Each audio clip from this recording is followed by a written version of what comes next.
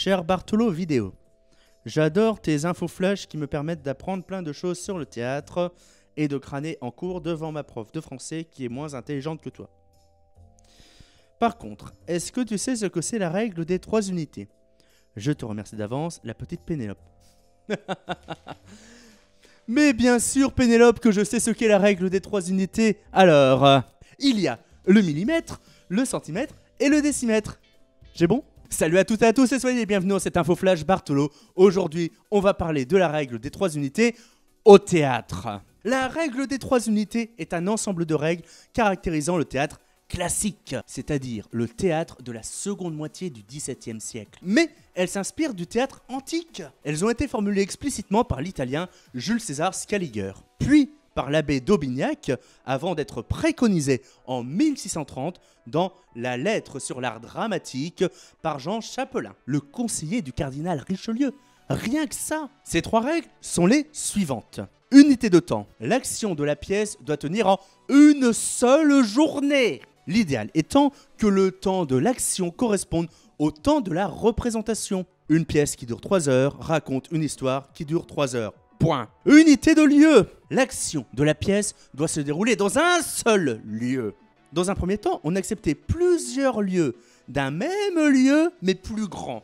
Par exemple, plusieurs pièces d'un palais, plusieurs maisons d'une même ville, etc. Mais à partir de 1645, la règle se durcit. Un seul lieu, point. Unité d'action.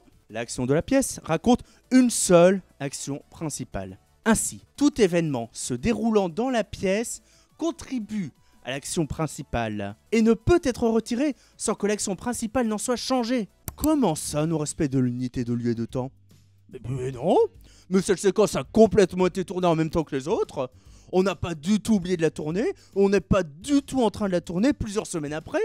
Dans l'art poétique, Boileau résume ainsi cette règle par ces 2 vers. Qu'en un lieu, qu'en un jour, un seul fait accompli, tienne jusqu'à la fin le théâtre rempli. Chin. Le but de ces 3 règles est de permettre aux spectateurs de rester concentrés sur l'action sans avoir à se poser des questions comme « Mais d'où que ça se passe en fait ?» ou encore « Et c'est quand qu'on est au fait ?»